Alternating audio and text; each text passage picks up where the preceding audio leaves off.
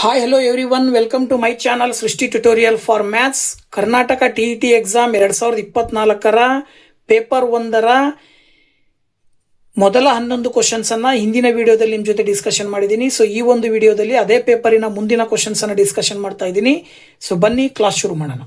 So ನೋಡಿ, 91ರಿಂದ 101 ತನಕ ಹಿಂದಿನ ಒಂದು ವಿಡಿಯೋದಲ್ಲಿ ನಿಮ್ಮ ಜೊತೆ ಡಿಸ್ಕಷನ್ ಮಾಡಿದ್ದೀನಿ. ಸೊ ಈಗ 102ನೇ ಕ್ವಶನ್ ಅನ್ನ ನೋಡೋದಾದ್ರೆ, ಬಹುಪದೋಕ್ತಿ 3x³ + x² - 2x + 9 ಮತ್ತು 2x³ + 3x² + 3x + a ಇವುಗಳನ್ನು x - 2ರಿಂದ ಭಾಗಿಸಿದಾಗ ದೊರೆಯುವ ಶೇಷವು ಸಮವಾಗಿದ್ದರೆ ಏನ ಬೆಲೆಯು ಅಂತ ಕೇಳಿದ್ದಾರೆ.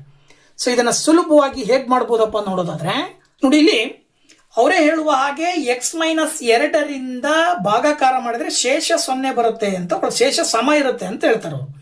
ಯಾವಾಗ ಶೇಷ ಸಮ ಇರುತ್ತೆ ಅಂದ್ರೆ, ನಾವು x - 2ನ ವ್ಯಾಲ್ಯೂ ಅನ್ನ 0 ಅಂತ ತಗೊಂಡಾಗ, ಅಲ್ಲಿಗೆ x - 2 = 0 ಅಂತ ಹೇಳಿದ್ರೆ -2ನ ಈಕ್ವಲ್ ಇಂದ ಆ ಕಡೆ ಕಳಿಸಿದ್ರೆ +2 ಆಗುತ್ತೆ. ಸೊ ಈಗ ನೀವು ಈ ಎರಡು ಬಹುಪದೋಕ್ತಿಗಳನ್ನ ಒಂದ್ರ ಪಕ್ಕ ಬರ್ಕೊಂಡು ಈ ಮಧ್ಯೆ ಈಕ್ವಲ್ ಚಿಹ್ನೆ ಹಾಕಿ x ಇರುವ ಜಾಗದಲ್ಲಿ 2ಅನ್ನ ಅಪ್ಲೈ ಮಾಡಿ ಲೆಕ್ಕ ಮಾಡ್ತಾ ಹೋದಾಗ ನಿಮಗೆ ಫೈನಲ್ ಆನ್ಸರ್ ಸಿಗುತ್ತೆ. ನೋಡಿ ಇಲ್ಲಿ 3x³ + x² - 2x + 9 = 2x² + 2x³ + 3x² + 3x + a. ಈಗ ಇಲ್ಲಿ 2x³ ಅನ್ನ ಈ ಕಡೆ ತಗೊಂಡ್ಬಂದ್ರೆ -2x³ ಆಗುತ್ತೆ, ಪ್ಲಸ್ x² 3x² ಈ ಕಡೆ ಬಂದ್ರೆ -3x² ಆಗುತ್ತೆ, -2x + 2x 3x ಈ ಕಡೆ ಬಂದ್ರೆ -3x ಆಗುತ್ತೆ, ದೆನ್ +9 + a ಈ ಕಡೆ ಬಂದ್ರೆ -9. 3ರಲ್ಲಿ 2 ಕಳೆದ್ರೆ 1 ಉಳಿತು, ಸೊ ದಟ್ ಈಸ್ x³. 3ರಲ್ಲಿ 1 ಕಳೆದ್ರೆ 2 ಉಳಿತು, ಸೊ ದಟ್ ಈಸ್ 2x². 3ಕ್ಕೂ 2ಕ್ಕೂ ಚಿಹ್ನೆ ಸೇಮ್ ಇರೋದ್ರಿಂದ ಕೂಡ್ತೀರಾ 5x + 9 - a = 0. x ಅಂತ ಹೇಳಿದ್ರೆ 2 ಹಾಕಿದ್ರೆ 2³ - 2 × 2² - 5 × 2 + 9 - a = 0. ಈಗ 2ನ ಕ್ಯೂಬ್ ಮಾಡಿದ್ರೆ 8 ಬರುತ್ತೆ, 2 2 4 ಮೈನಸ್ ಇರೋದ್ರಿಂದ 4 2 8 ಬರುತ್ತೆ. ಹಾಗೇನೆ -5 2 10 ಬರುತ್ತೆ, +9 - a = 0. +8 - 8 ಕ್ಯಾನ್ಸಲ್ ಆಗುತ್ತೆ, -10 ನಲ್ಲಿ +9 ಕಳೆದ್ರೆ -1 - a = 0. ಅಥವಾ ಈ -1 ಅನ್ನು ಈಕ್ವಲ್ ಇಂದ ಆ ಕಡೆ ಕಳಿಸಿದ್ರೆ +1 ಆಗುತ್ತೆ, -a ಹಾಗೆ ಉಳ್ಕೊಳ್ಳುತ್ತೆ. ಏನ ವ್ಯಾಲ್ಯೂ ಮೈನಸ್ ತೆಗೆದ್ವಿ ಅಂದ್ರೆ ಈಕ್ವಲ್ ಇಂದ ಆ ಕಡೆ ಇರುವಂತ ನಂಬರ್ಗೆ ಮೈನಸ್ ಚಿಹ್ನೆ ಬರುತ್ತೆ. ಸೊ ಹಾಗಾಗಿ ಏನ ವ್ಯಾಲ್ಯೂ -1, ಆಪ್ಷನ್ 2ರಲ್ಲಿ ಇರ್ತಕ್ಕಂಥ ಉತ್ತರವನ್ನ ನೀವು ಸೆಲೆಕ್ಟ್ ಮಾಡಬೇಕಾಗತ್ತೆ.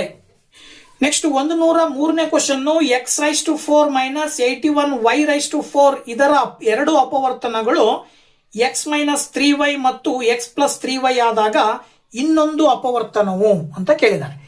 ತುಂಬಾ ಸುಲಭವಾಗಿ ಮಾಡ್ಬೋದು. ಏನ್ ಮಾಡ್ಬೋದು ಇದನ್ನ ಅಂತ ಹೇಳಿದ್ರೆ, ಮೊದಲು ಕೊಟ್ಟಿರುವಂತಹ ಬಹುಪದೋಕ್ತಿಯನ್ನು ಬರ್ಕೊಂಡು ಇದನ್ನ ನೋಡಿದಾಗ x⁴ ಇದೆ, ಇದನ್ನ ನಾವು x² ಅಂತ ಬರ್ಕೊಳ್ಬಹುದು, ವ್ಯಾಲ್ಯೂ ಚೇಂಜ್ ಆಗಲ್ಲ.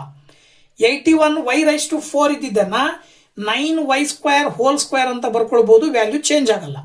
ಈಗ ಇದು a², ಇದು b² ಅಂತ ಕನ್ಸಿಡರ್ ಮಾಡಿದ್ರೆ a² - b² ಅನ್ನ ನಾವು a + b × a - b formal ಬರೀತೀವಿ. ಅದ್ರ ಪ್ರಕಾರ x² + 9y² × x² - 9y² ಆಗುತ್ತೆ. ನೆಕ್ಸ್ಟ್ ಸ್ಟೆಪ್ ಅಲ್ಲಿ ಇಲ್ಲಿ ನೋಡಿದ್ರೆ x² + 9y² as it is ಹಾಗೆ ಬಂದಿದೆ, ಒಂದು ಕೊಟ್ಟಿದ್ದಾರೆ ಅವರು ಇಲ್ಲಿ x² + 9y² ಒಂದಿದೆ. ಇನ್ನು ಉಳಿದಿರುವಂತದ್ದು ಈ ಒಂದು x² - 9y² ಅನ್ನ ಮತ್ತೆ a² - b² ಫಾರ್ಮಲ್ ಬರೆದ್ರಿ ಅಂದ್ರೆ x + y × x - y ರೂಪದಲ್ಲಿ ಬರೆದಾಗ x + 3y × x - 3y ಬರ್ತದೆ. ಅವ್ರು ಆಲ್ರೆಡಿ ಒಂದು x + 3y ಅನ್ನೋದು ಫ್ಯಾಕ್ಟರ್ ಇದೆ, ಇನ್ನೊಂದು x - 3y ಅನ್ನೋ ಫ್ಯಾಕ್ಟರ್ ಇದೆ ಅಂತ ಕೊಟ್ಬಿಟ್ಟಿದ್ದಾರೆ. ಉಳಿದಿರುವ ಇನ್ನೊಂದು ಫ್ಯಾಕ್ಟರ್ ಯಾವ್ದು ಹಂಗಾರೆ x² + 9y² ಅಂತೇಳಿ. ಓಕೆನಾ, x² + 9y² ಅನ್ನೋದು 2ನೇ ಆಪ್ಷನ್ ಅಲ್ಲಿ ಇದೆ. So that is the right answer. ಹಾಗೆ ನೆಕ್ಸ್ಟ್ 104ನೇ ಕ್ವಶನ್ ನೋಡೋದಾದ್ರೆ, 4a³ - 9a ಇದರ ಎಲ್ಲಾ ಅಪವರ್ತನಗಳು ಅಂತ ಕೇಳಿದ್ದಾರೆ. ಸೇಮ್ ಮೇಲ್ಗಡೆ ರೀತಿ ಇದನ್ನು ಕೂಡ ಅಪವರ್ತನ ವಿಧಾನವನ್ನ ಮಾಡಬೇಕು. 4a³ - 9a ಎರಡರಲ್ಲೂ a ಕಾಮನ್ ಇದೆ, ಕಾಮನ್ ಆಗಿ a ತೆಗೆದ್ರೆ ಇಲ್ಲಿ 4a² - 9 ಉಳ್ಕೊಳ್ಳುತ್ತೆ. ನೆಕ್ಸ್ಟ್ ಸ್ಟೆಪ್ 4a² ಅನ್ನ 2a² ಅಂತ ಬರ್ಕೊಳ್ಬಹುದು, -9 ಅನ್ನ 3² ಅಂತ ಬರ್ಕೊಳ್ಬಹುದು. ಈಗ a - b a² - b² formal ಇರೋದ್ರಿಂದ a + b × a - b formal ಬರೆದ್ರೆ a 2a + 3 2a - 3 ಅನ್ನುವಂಥ 3 ಅಪವರ್ತನಗಳು ಸಿಗ್ತವೆ. ಸೊ ಅವ್ರು ಕೇಳಿರೋ ಪ್ರಕಾರ ಯಾವ್ದು a 2a - 3 2a + 3 4ನೇ ಆಪ್ಷನ್ ಅಲ್ಲಿ ಇದೆ. That is the right answer. So ಹಾಗೆ 105ನೇ ಕ್ವಶನ್ ಕೊಟ್ಟಿದ್ದಾರೆ. ಕೊಟ್ಟಿರುವ ಚಿತ್ರದಲ್ಲಿ AB ಮತ್ತು CD ಸರಳ ರೇಖೆಗಳು P ಬಿಂದುವಿನಲ್ಲಿ ಪರಸ್ಪರ ಛೇದಿಸಿವೆ. ಕೋನ CPQ = 90 ಡಿಗ್ರಿ. ಹಾಗಾದರೆ X, Y ಮತ್ತು Z ನ ಅಳತೆಗಳು ಅಂತ ಕೊಟ್ಟಿದ್ದಾರೆ. ಸೊ ಚಿತ್ರವನ್ನು ಸೂಕ್ಷ್ಮವಾಗಿ ಅಬ್ಸರ್ವ್ ಮಾಡಿದಾಗ ಇಲ್ಲಿ 3x + 10 ಅನ್ನೋದು APC ಮತ್ತು DPB ಅನ್ನೋ ಎರಡು ಅಭಿಮುಖ ಬಾಹುಗಳು, ಅಭಿಮುಖ ಕೋನಗಳು. ಸೊ ಅಭಿಮುಖ ಕೋನಗಳು ಸಮ ಇರ್ತವೆ ಅನ್ನೋದ್ರ ಆಧಾರದ ಮೇಲೆ ನಾನೇನ್ ಮಾಡ್ತೀನಿ, 3x + 10 = y ಅಂತ ತಗೊಳ್ತೀನಿ. ಅಥವಾ ಇದನ್ನ y = 3x + 10 ಅಂತ ತಗೊಳ್ಬಹುದು. ಆಮೇಲೆ ಇನ್ನೊಂದು ಅಭಿಮುಖ ಬಾಹು ಯಾವ್ದಾಗತ್ತೆ ಅಂದ್ರೆ, ಸ್ವಲ್ಪ ಅಬ್ಸರ್ವ್ ಮಾಡಿದ್ರೆ ಇದು x + y ಇದೆಯಲ್ಲ, ಈ x + y ಮತ್ತೆ ಈ ಕಡೆ 90, ಈ CD ಅಂತಕ್ಕಂಥ ಒಂದು CPD ಅನ್ನುವಂಥ ಒಂದು ಸರಳ ರೇಖೆ ಕನ್ಸಿಡರ್ ಮಾಡಿದ್ರೆ ಈ ಸರಳ ರೇಖೆಯ ಮೇಲೆ 3 ಕೋನಗಳ ಮೊತ್ತ 180 ಡಿಗ್ರಿ ಬರುತ್ತೆ. ಅದರಲ್ಲಿ ಒಂದು ಕೋನ 90 ಡಿಗ್ರಿ ಕೊಟ್ಟಾರೆ ಅಂದ್ರೆ ಇನ್ನೆರಡು ಕೋನಗಳ ಮೊತ್ತ 90 ಡಿಗ್ರಿ ಬರುತ್ತೆ. ಹಾಗಾಗಿ ನಾನು ಅದನ್ನ x + y = 90 ಡಿಗ್ರಿ ಅಂತ ತಗೊಳ್ತೀನಿ. ಈಗ y ನ ಬೆಲೆಯನ್ನ ಇಲ್ಲಿ ಹಾಕಿದಾಗ x + 3x + 10 = 90 ಆಗುತ್ತೆ. ದೆನ್ x + 3x ಅಂದ್ರೆ 4x, 90 + 10 ಆ ಕಡೆ ಕಳಿಸಿದ್ರೆ -10 ಆಗುತ್ತೆ. Then 4x = 80. 4ರಿಂದ 80 ಭಾಗಾಕಾರ ಮಾಡಿದ್ರೆ ಎಷ್ಟು ಬರುತ್ತೆ, 20 ಬರುತ್ತೆ. x ನ ಬೆಲೆ ಸಿಕ್ತು ನಿಮಗೀಗ. ಈ x ನ ಬೆಲೆಯನ್ನ ಮೊದಲನೇ ಈಕ್ವೇಶನ್ ಸಬ್ಸ್ಟಿಟ್ಯೂಟ್ ಮಾಡಿದ್ರೆ y ನ ಬೆಲೆ ಸಿಗುತ್ತೆ. 3 × 20 60 ಆಗುತ್ತೆ, +10 ಮಾಡಿದ್ರೆ 70 ಬಂತು. ಸೊ x ನ ವ್ಯಾಲ್ಯೂ 20 ಡಿಗ್ರಿ, y ನ ವ್ಯಾಲ್ಯೂ 70 ಡಿಗ್ರಿ. ನೀವು z ಅನ್ನ ಡೈರೆಕ್ಟ್ ಆಗಿ ಹೇಳ್ಬಿಡ್ಬೋದು, ಇಲ್ಲಿ ಕೊಟ್ಟಿರುವ ಆಪ್ಷನ್ ಆಧಾರದ ಮೇಲೆ x 20 y 70 ಅಂದ್ರೆ z 40 ಬರುತ್ತೆ ಅಂತ ಹೇಳಿ. ಸೊ ಅದನ್ನು ಕೂಡ ನೀವು ಕಂಡುಹಿಡಿಬೇಕು ಅಂತ ಹೇಳಿದ್ರೆ ಅದಕ್ಕೂ ಕೂಡ ಒಂದು ರಿಲೇಷನ್ ತಗೊಳ್ಬಹುದು. ನೋಡಿ ಇಲ್ಲಿ 3z - 10 ಅನ್ನೋದು 90 + x ಗೆ ಈಕ್ವಲ್ ಇರುತ್ತೆ. ಇವೆರಡು ಅಭಿಮುಖ ಕೋನಗಳು ಆಗ್ತಾವೆ. ಸೊ ದಟ್ 3z - 10 = 90 + x ಅಂತ ತಗೊಂಡ್ರಿ ಅಂದ್ರೆ 3z = 90 + x ಅಂತ ಹೇಳಿದ್ರೆ 20, -10 ಆ ಕಡೆ ಹೋದ್ರೆ +10.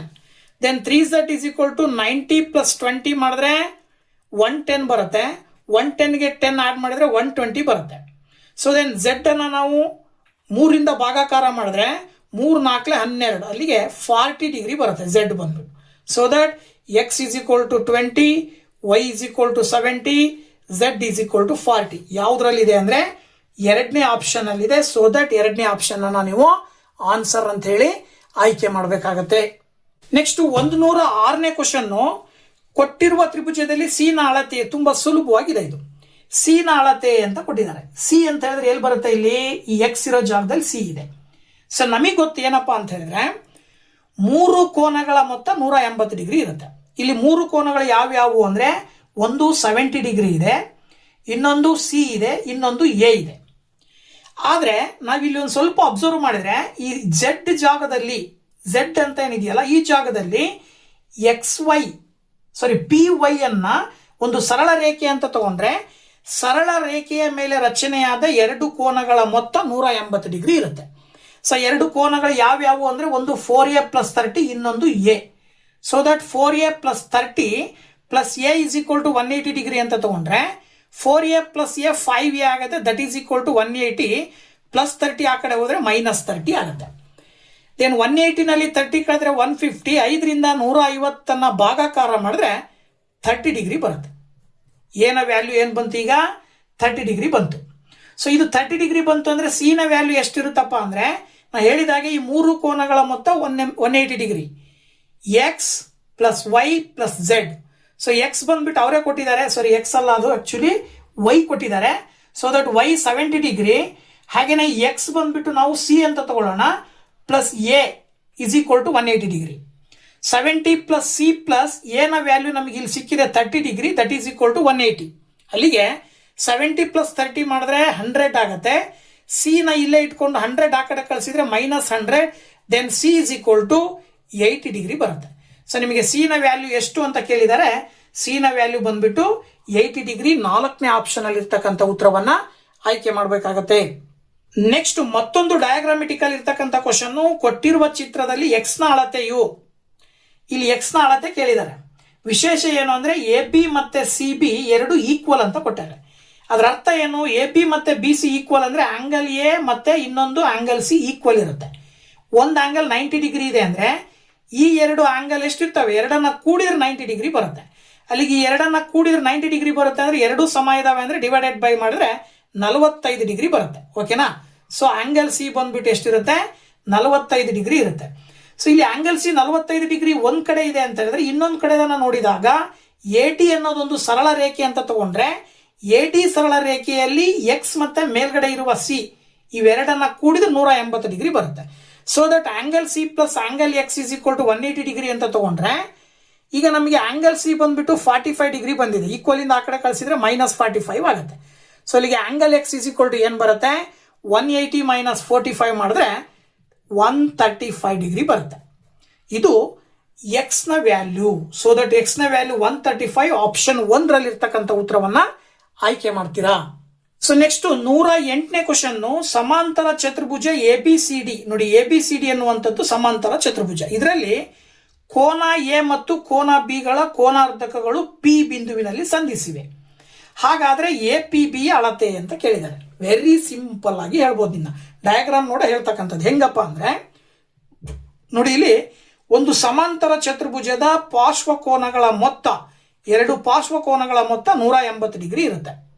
ಅದರ ಆಧಾರದ ಮೇಲೆ ಎ ಮತ್ತೆ ಬಿ 180 ಡಿಗ್ರಿ ಅಂದ್ರೆ ಅದರ ಕೋನಾರ್ಧಕಗಳು ಅಂತ ಹೇಳಿದ್ರೆ half into angle A plus half into angle B 180 degree ಬರುತ್ತೆ. ಅಲ್ಲಿಗೆ half into angle A plus half into angle B ಬಂದ್ಬಿಟ್ಟು 90 ಡಿಗ್ರಿ ಬರುತ್ತೆ.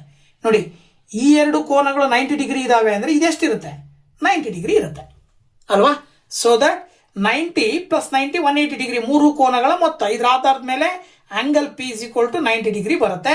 ಸೊ ಆಪ್ಷನ್ 2 ಇರ್ತಕ್ಕಂಥ ಉತ್ತರವನ್ನ ನೀವು ಆಯ್ಕೆ ಮಾಡಬೇಕಾಗತ್ತೆ. ಇನ್ನ 109ನೇ ಕ್ವಶನ್ ಅನ್ನ ನೋಡೋದಾದ್ರೆ, ಸೊ ನೋಡಿ 109ನೇ ಕ್ವಶನ್ ಏನ್ ಹೇಳುತ್ತೆ, ಒಂದು ಸಮಾಂತರ ಚತುರ್ಭುಜದ ಎರಡು ಪಾರ್ಶ್ವ ಬಾಹುಗಳ ಅನುಪಾತವು 3:5 ಮತ್ತು ಅದರ ಸುತ್ತಳತೆ 80 ಸೆಂಟಿಮೀಟರ್. ಈ ಸಮಾಂತರ ಚತುರ್ಭುಜದ ಎರಡು ಪಾರ್ಶ್ವ ಬಾಹುಗಳ ಅಳತೆಗಳು ಕ್ರಮವಾಗಿ ಅಂತ ಕೇಳಿದ್ದಾರೆ.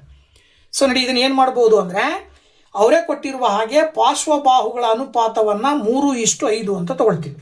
ಅಲ್ಲಿಗೆ ನಾವು 3 × x + 5 × x ಅಂತ ತಗೊಂಡ್ರೆ 3x + 5x ಆಗುತ್ತೆ.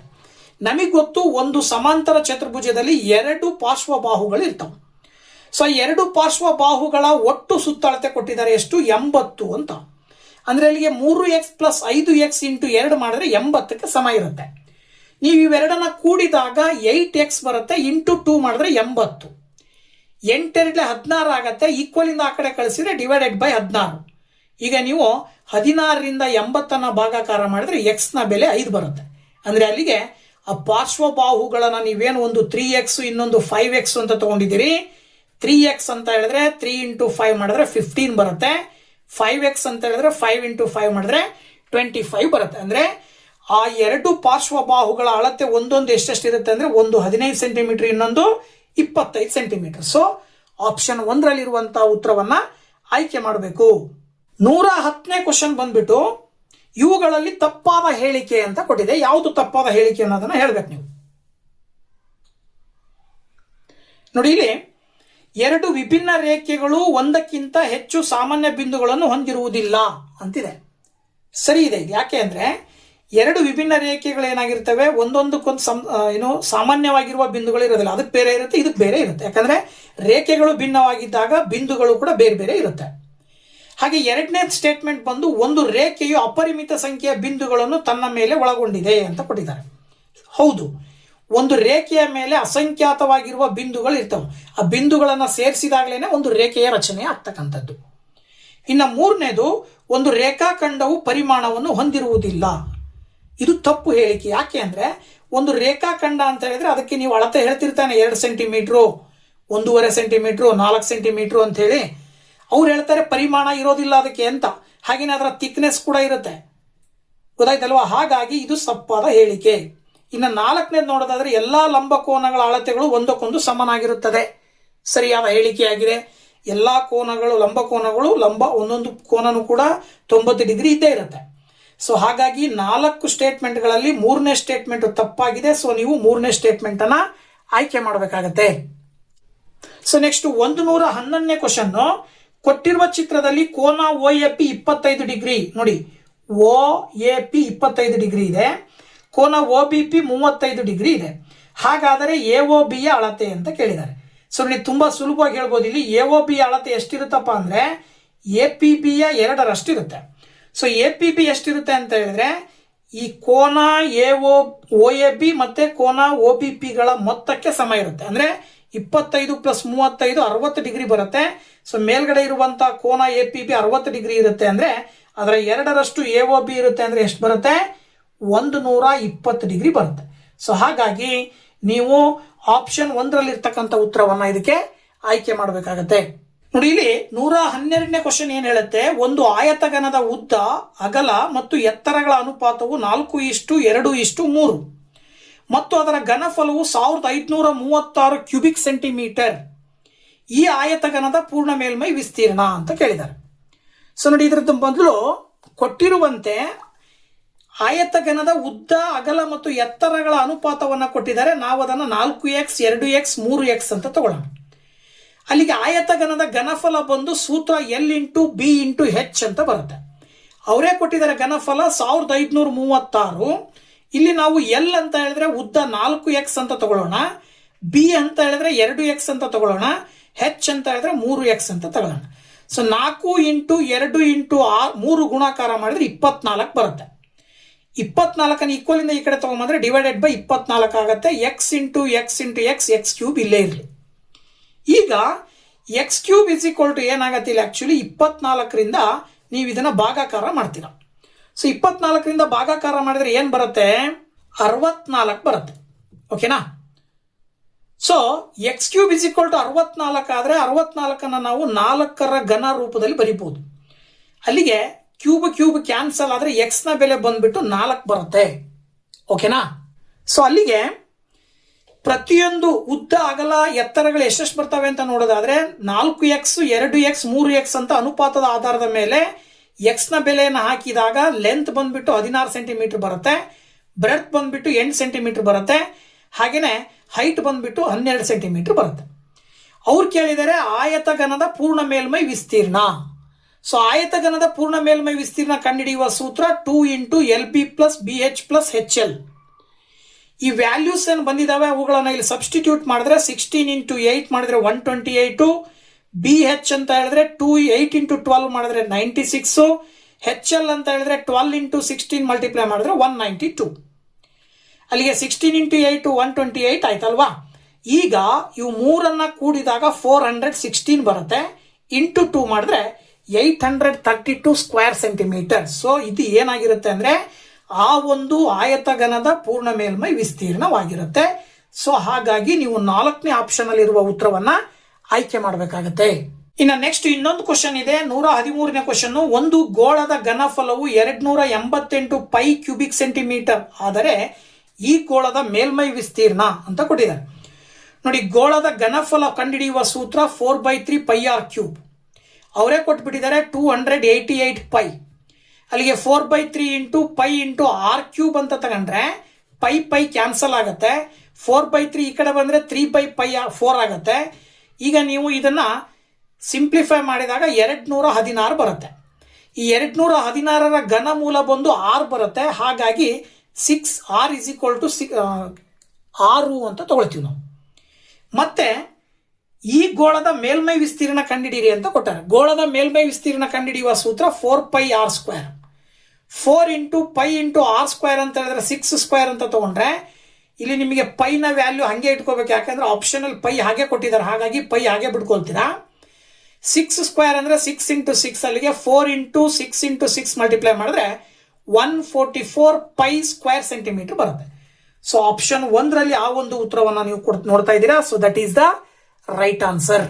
ಸೊ ಇಲ್ಲಿವರೆಗೂ 2024ರ ಪೇಪರ್ 1ರಲ್ಲಿ ಬರುವಂತಹ ಗಣಿತದ ಕ್ವಶನ್ಸ್ ಅನ್ನ ನಿಮ್ ಜೊತೆ ಹಂಚ್ಕೊಂಡಿದ್ದೀನಿ. ಸೊ ಮುಂದಿನ ವಿಡಿಯೋದಲ್ಲಿ ನೆಕ್ಸ್ಟ್ ಬೇರೆ ಇಯರ್ನ ಕ್ವಶನ್ ಪೇಪರ್ನ ಎಕ್ಸ್ಪ್ಲೇನ್ ಮಾಡೋದ್ರ ಮೂಲಕ ನಿಮ್ಮ ಜೊತೆ ಡಿಸ್ಕಷನ್ ಮಾಡ್ಲಿಕ್ಕೆ ಬರ್ತೀನಿ. ಅಲ್ಲಿ ತನಕ ವೆಯ್ಟ್ ಮಾಡ್ತಾ ಇರಿ ಅಂತ ಹೇಳ್ತಾ thank you very much. Bye bye.